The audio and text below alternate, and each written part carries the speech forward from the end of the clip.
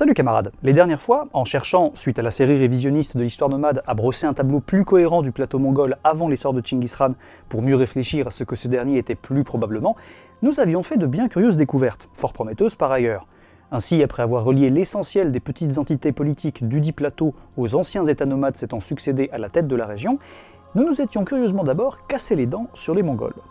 Mais finalement, grâce aux travaux de Christopher Atwood, de Simon Berger, de Stephen Pau et de Lamsuren Munkherdene, nous nous sommes rendus compte non seulement qu'ils étaient des Tatars, groupe de population partageant une identité linguistique et culturelle remontant au IVe siècle et peut-être même via les Serbies jusque sous les Xiongnu de l'Antiquité, qu'ils l'étaient comme beaucoup de leurs voisins, comme les Djuns et les Melkites, qu'ils n'étaient pas du tout indépendants, comme veulent nous le faire croire les plus tardives sources impériales mongoles, et qu'il existait même un vaste et puissant royaume tatar auquel ils ont été à un moment soumis.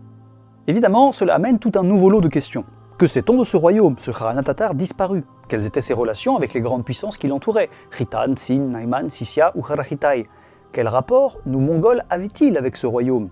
Et dans ce cas, quel est le lien, résolument dissimulé par la future idéologie impériale mongole, et ce pour des siècles, entre ce Kharana et Temujin, le futur Chinggis Khan, qu'on dit fondateur de l'Empire mongol? Mais justement, l'était-il vraiment? Oui, bon, je sais bien que vous connaissez déjà plus ou moins la réponse, mais je peux vous assurer que vous ne connaissez pas le détail, et qu'il vaut le détour.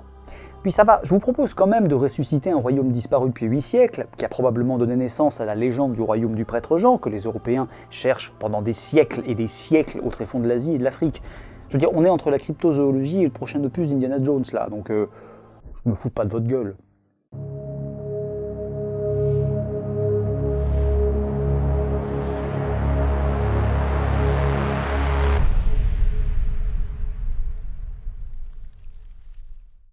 Bref, tentons déjà pour voir de dresser une rapide histoire de ce royaume disparu, à partir des quelques rares traces subsistantes qu'on a de lui dans les sources antérieures à l'Empire mongol, et de vagues indices qui auraient survécu à sa censure, particulièrement acharnée semble-t-il à occulter l'existence de ce royaume, surtout à partir des années 1250.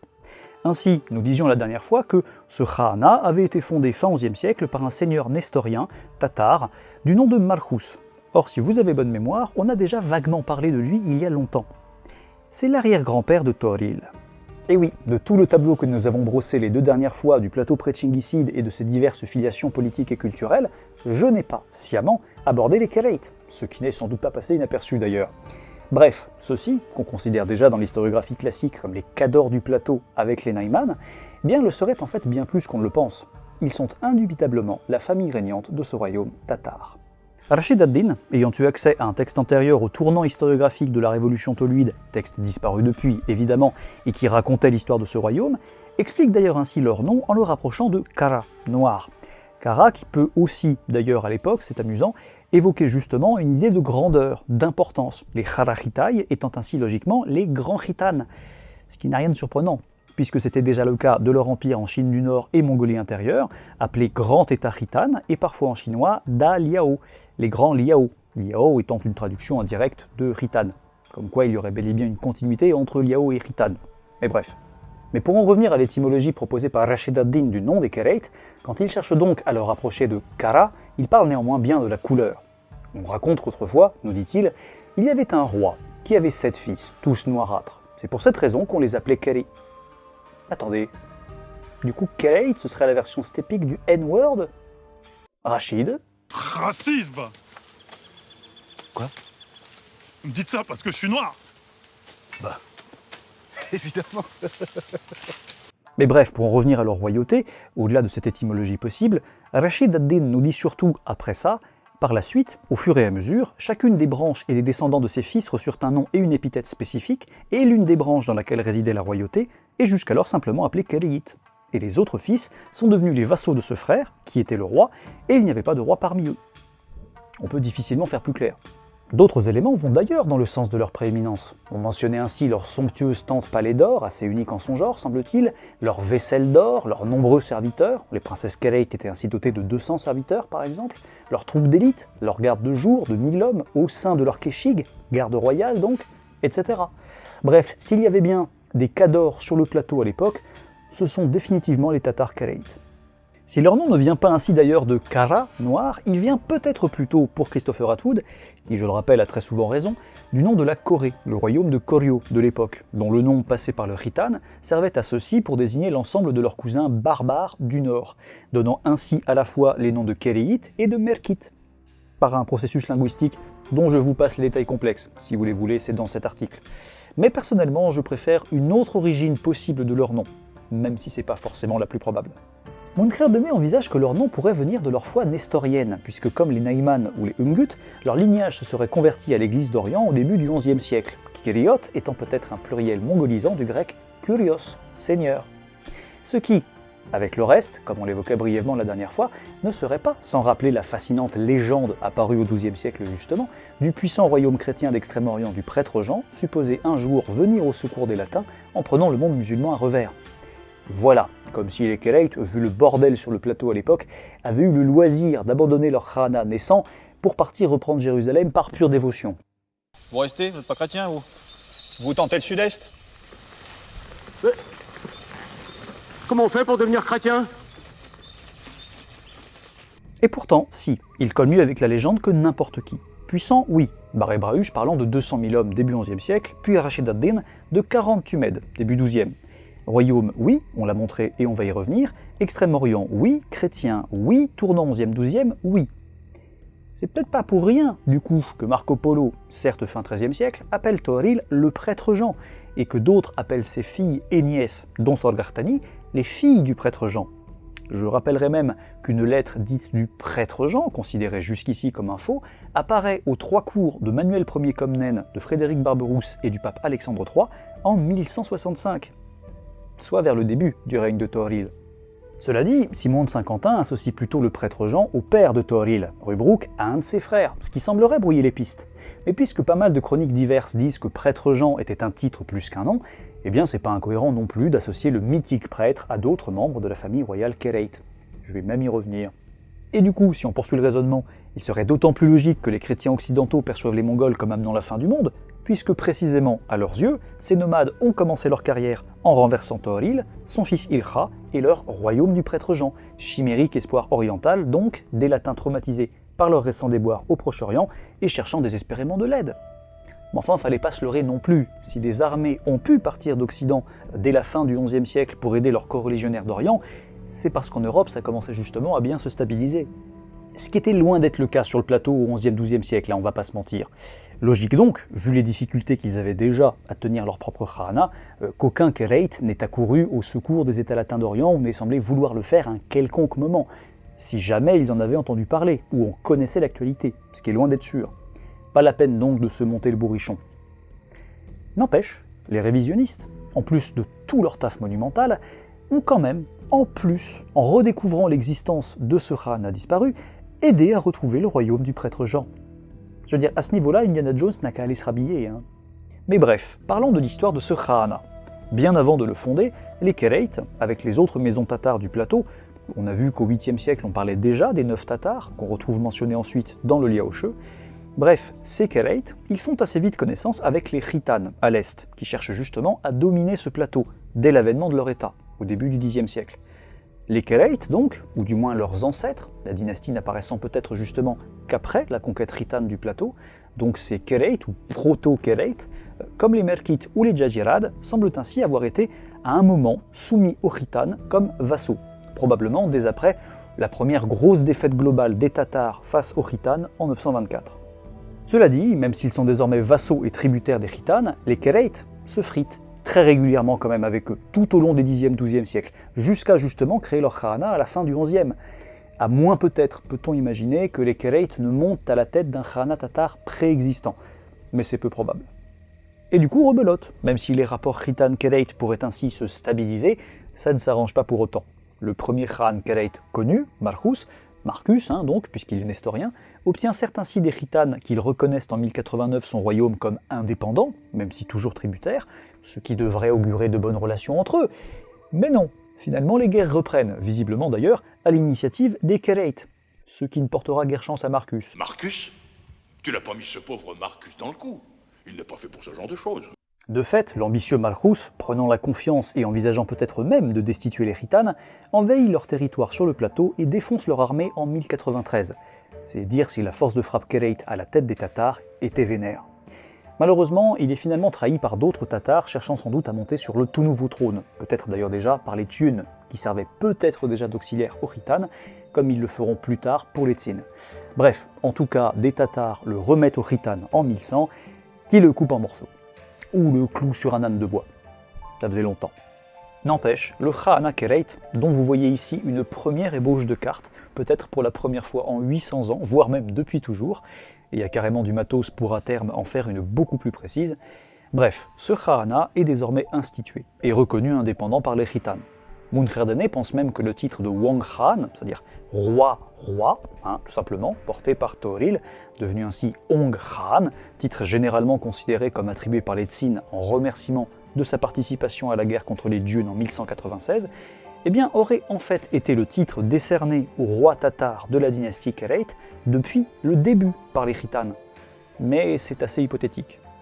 Même si maintenant que j'y songe, pourquoi ne pas envisager un parallèle entre les titres Ong Khan et Prêtre Jean, dont beaucoup de chroniques occidentales disent qu'il s'agissait là d'un titre plus qu'un nom, titre d'un souverain à la fois roi et prêtre.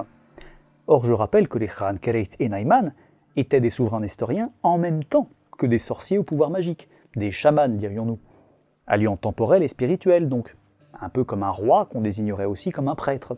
Bref, ça fait rêver et ça pourrait justifier que Polo, Rubruck et Simon de Saint-Quentin, par exemple, associent au prêtre Jean Toril, son père, son frère, etc. Mais trêve de rêverie, on fera peut-être une vidéo sur le prêtre Jean un jour. Peut-être. Pour en revenir à l'histoire de ce royaume, visiblement alors connu par Ouidir et non par Ouïghour, jusqu'en Europe, probablement grâce aux marchands et ambassades parcourant l'Eurasie, après Marhus, qui semble être passé le premier de vassal félon des Khitans à souverain des Tatars, le Khahana est sauvé par sa veuve, Khutuktai Örikçi, qui le venge.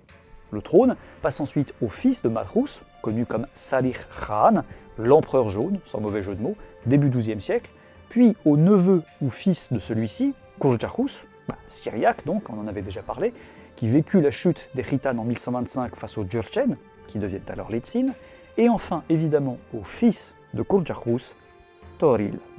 Et si cette chute des Khitans en 1125 fut une excellente occasion pour les unités locales du plateau mongol qui leur étaient soumises de rechercher un peu plus d'indépendance, ce fut évidemment la même chose pour ce royaume tatar. Il était certes indépendant et puissant, mais comme on l'a vu, il était tributaire des Khitans tout de même, et luttant qui plus est avec eux pour la domination du plateau. Donc, la disparition des villes Khitanes collecteurs de tribus avec leur dernier empereur Yelu Yangshi, ça se fête.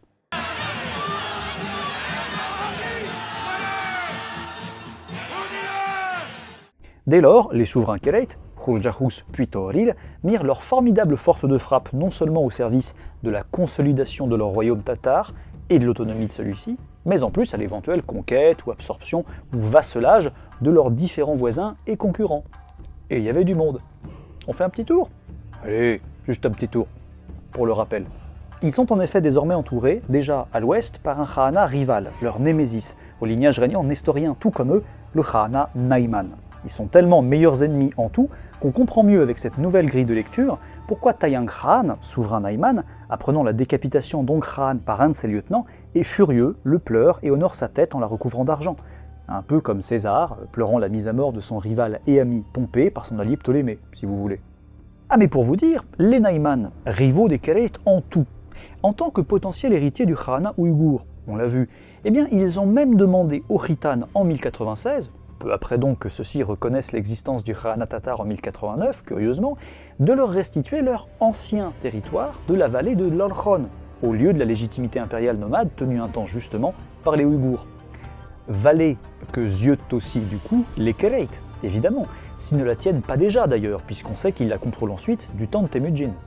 Pire encore pour les Kereit, ces Naiman entretiennent souvent, mais pas toujours loin de là, de bons rapports avec leurs nouveaux voisins occidentaux, les Kharachitai, c'est-à-dire des Khitans, 40 000 familles environ, ayant fui la conquête des Tsin en Mandchourie et au nord de la Chine pour, on en parlait tout à l'heure, soit fonder un nouvel État Khitan, soit beaucoup plus probablement continuer l'ancien, à l'ouest, en Asie centrale. Kharachitai très puissants et nombreux donc, qui, s'ils se mettent à soutenir les Naiman face aux Kereit, pourraient sérieusement menacer la pérennité du Khahana tatar.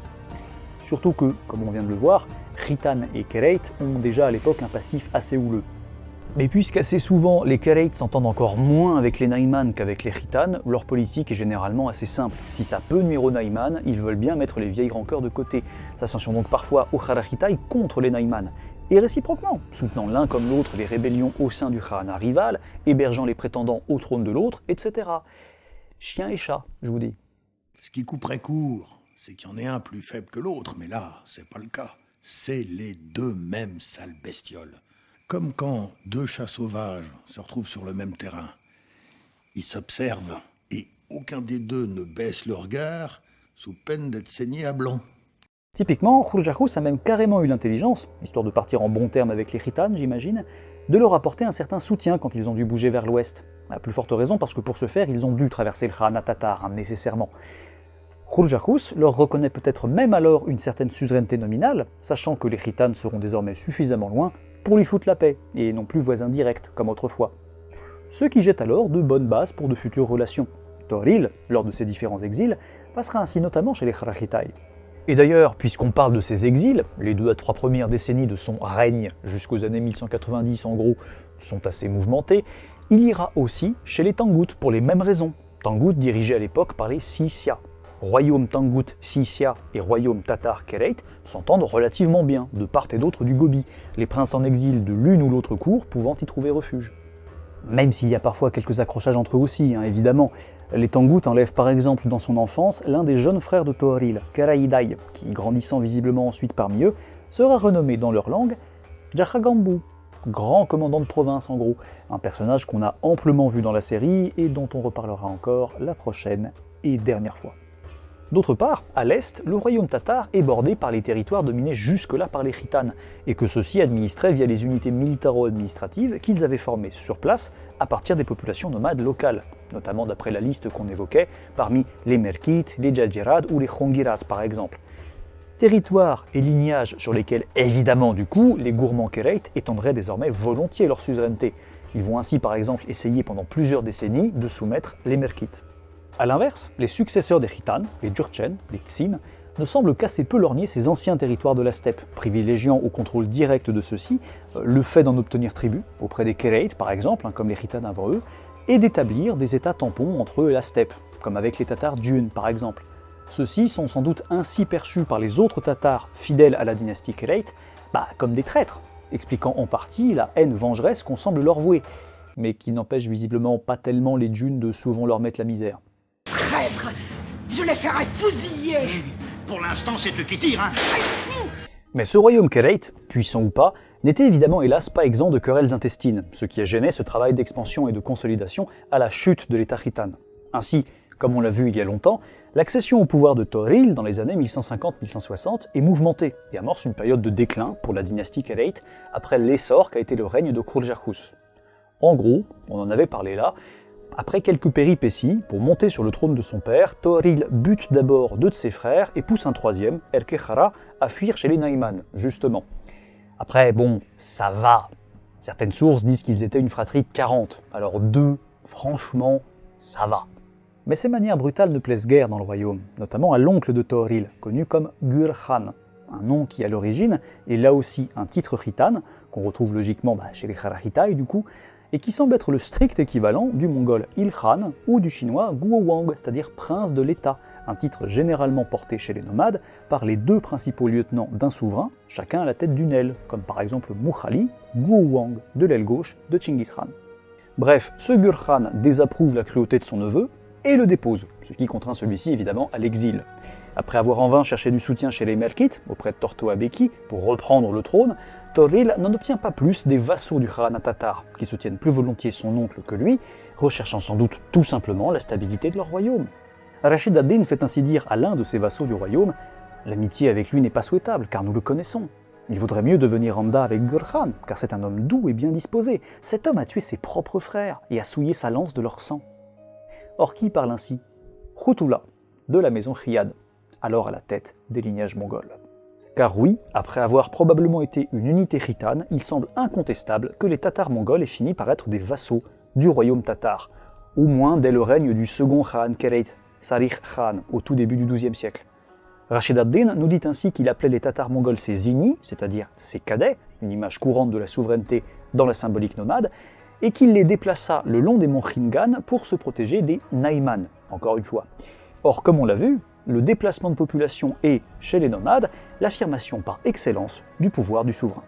Ainsi donc, le groupe de maisons aristocratiques connus comme mongols, les demeurés, comme on l'a vu la dernière fois, n'était définitivement pas indépendant, mais soumis au khitan, puis au khereit, et non dirigé par un khan, un souverain, comme chez les khereit ou les naiman, mais plus probablement par un khan, équivalent à l'origine d'émir en arabe, à la fois général et prince, en gros. Je vous rappelle que les nomades aiment associer noblesse et commandement militaire. Et vous verrez que ce n'est bizarrement qu'après coup, pour le plus grand plaisir des révisionnistes, qu'on a entretenu la confusion entre ces deux termes, qui, coup de bol, étaient déjà très proches phonétiquement. Elle est où la noix? Non, touche pas les caches, touche pas les caches, laisse-tu. De fait, ce khan, ce prince général, à la tête des maisons aristocratiques mongoles, dirigeait ainsi probablement les troupes mongoles pour le compte de son suzerain khereit, tout simplement. Ce rôle serait ainsi dévolu du temps des débuts de Tooril à Khutula, fils de Khaboul, avant lui à Ambachai, de la maison Tayichut, et avant ça à Khaboul, de la maison Riyad, dans les années 1130. Et oui, il n'était pas plus Khan qu'il n'était Ataman Khaboul. Désolé Renaud. Si, je suis fier de ce jeu de mots. Ataman Khaboul. Même s'il n'y avait pas d'Ataman à l'époque, d'accord, mais bref. Bref, vu leur situation géographique d'ailleurs, près de Lodon-Kerulen, à l'est du Khanat tatar, à la frontière des anciens territoires khitans, on peut supposer que ce sont eux, les Mongols, qui se tapent systématiquement le premier choc avec leurs voisins, les Dunes, quand il y a un clash entre ces derniers et le Khan Khereit, ou plus largement entre les Tsin, voire avant eux les Khitans, et les Khereit. De fait, on comprend peut-être ainsi mieux politiquement désormais, avec ce renouveau historiographique, pourquoi les sources les décrivaient jusque-là comme des ennemis jurés.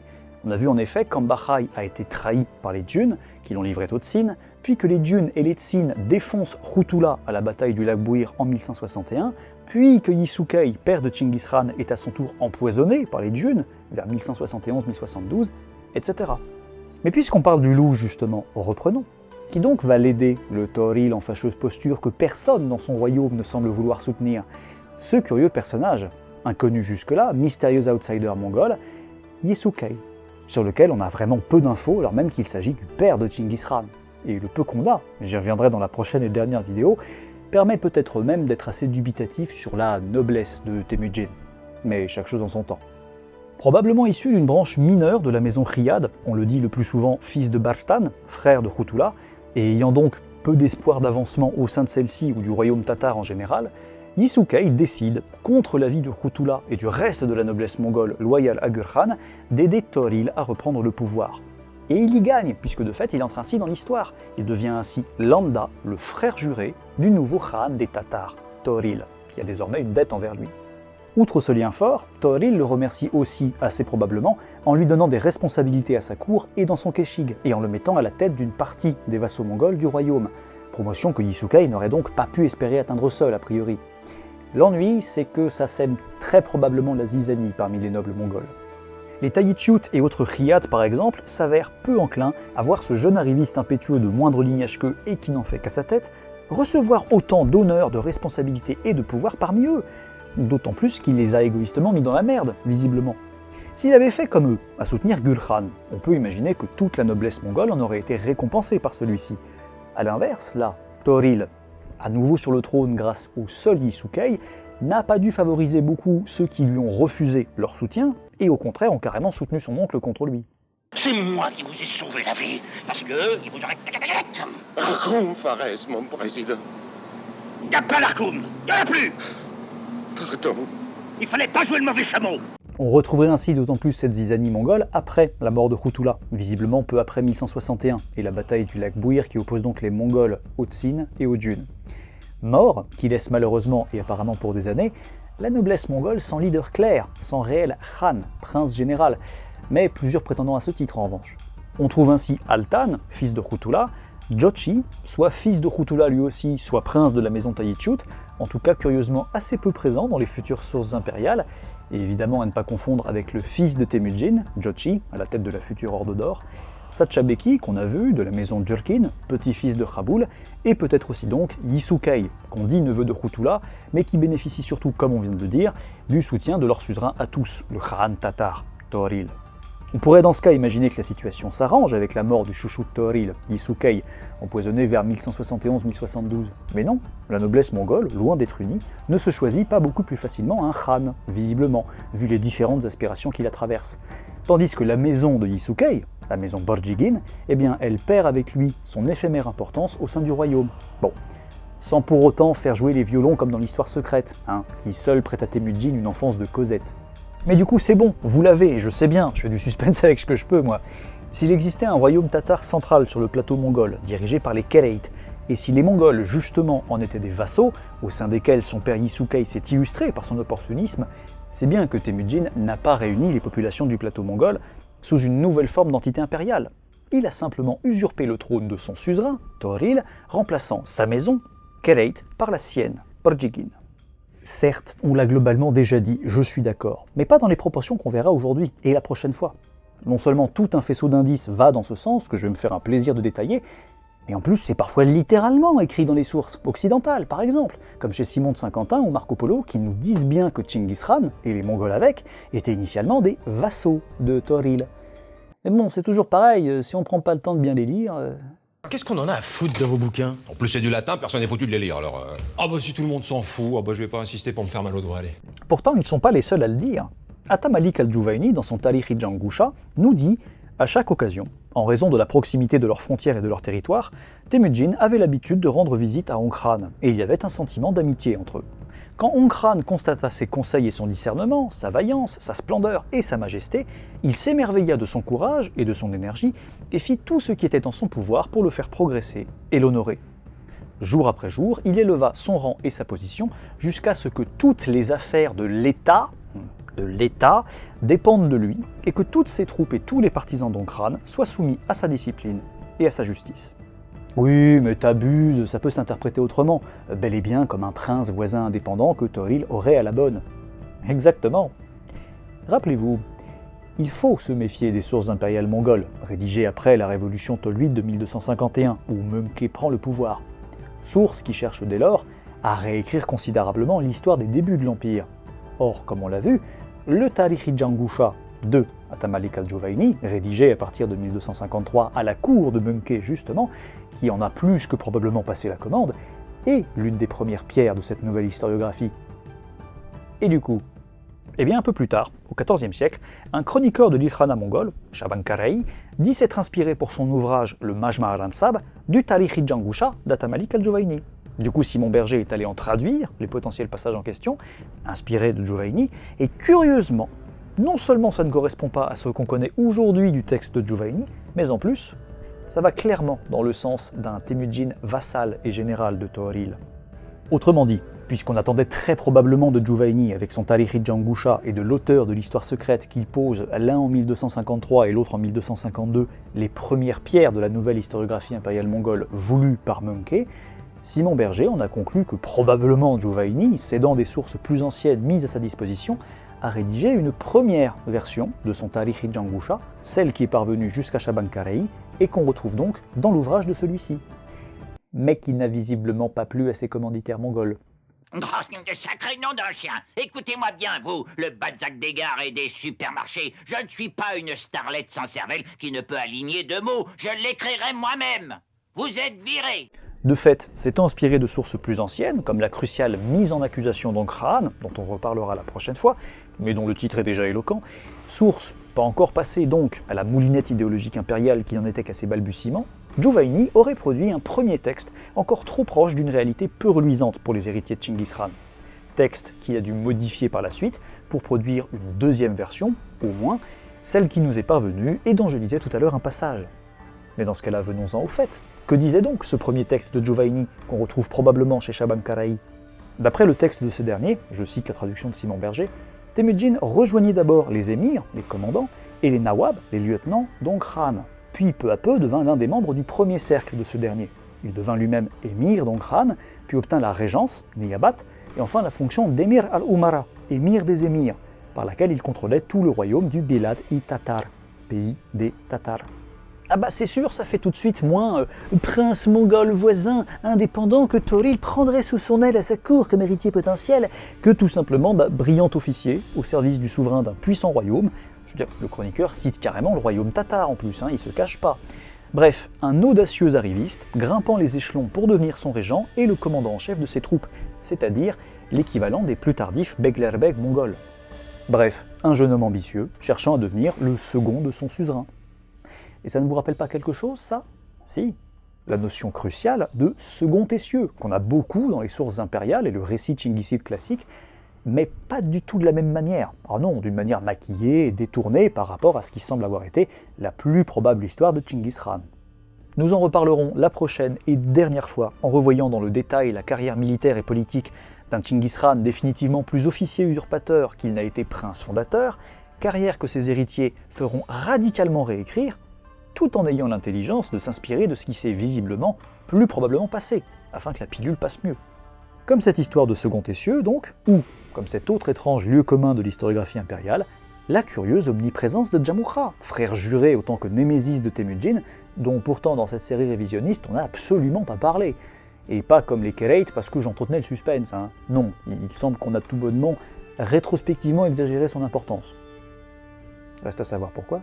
Bref, rendez-vous la prochaine et dernière fois, après plus de 2 ans et demi de vidéos, pour briser enfin le mythe tchinguisside si bien monté par ses héritiers qu'il aura fallu plus de 750 ans pour le remettre en question. Et pour ce faire, on aura besoin de tout. Vocabulaire, onomastique, numismatique, motifs littéraires connus de toute l'Eurasie, sources disparues, sauts dans le temps. Dites-vous qu'on parlera même de Temurleng, de Salah ad-Din, de Minamoto no Yoshitsune et carrément d'Alexandre le Grand. Parce que, pourquoi pas.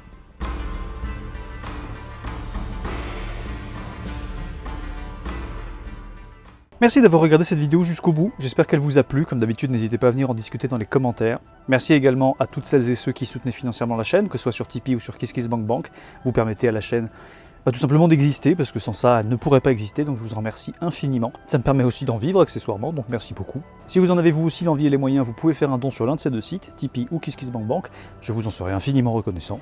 La prochaine vidéo, qui sortira donc en août, sera la dernière vidéo sur Tchinguiz Khan et sa plus probable histoire, ce qui viendra clôturer tout le cycle sur le révisionnisme, la plus probable histoire de Tchinguiz Khan et de manière générale les débuts de l'Empire mongol. Donc ça fera 2 ans et demi de vidéo, on pourra mettre ça de côté pour un temps, ce qui coïncidera aussi d'ailleurs avec les 9 ans de la chaîne, au mois d'août. Et après quoi, on commencera à reprendre le chemin du Proche-Orient, c'est-à-dire qu'on va commencer à nouveau à parler d'Alexis Ier, on va lancer la série sur Alexis Ier.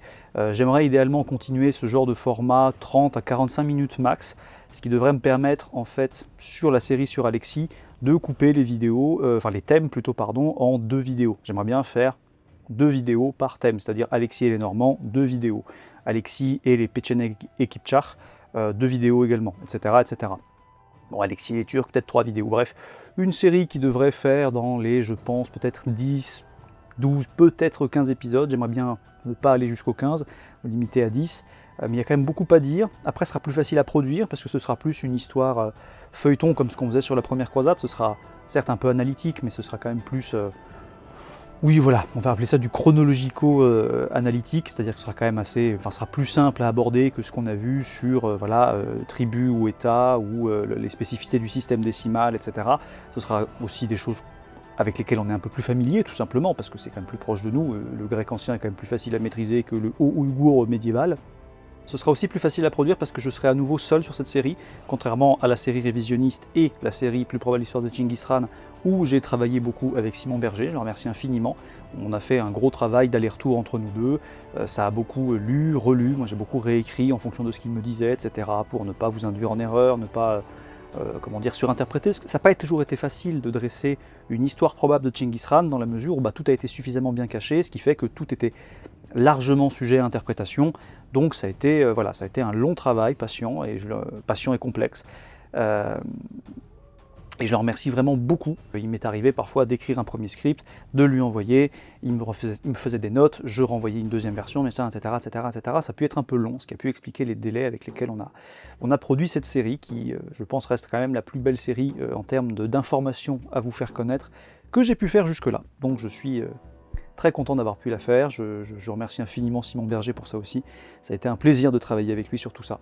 Donc voilà, pour Alexis ce sera plus simple parce que c'est quand même quelque chose qu'on connaît un petit peu mieux et qui est plus proche de nous, ce ne sera pas aussi complexe que vous parlez du système décimal, etc.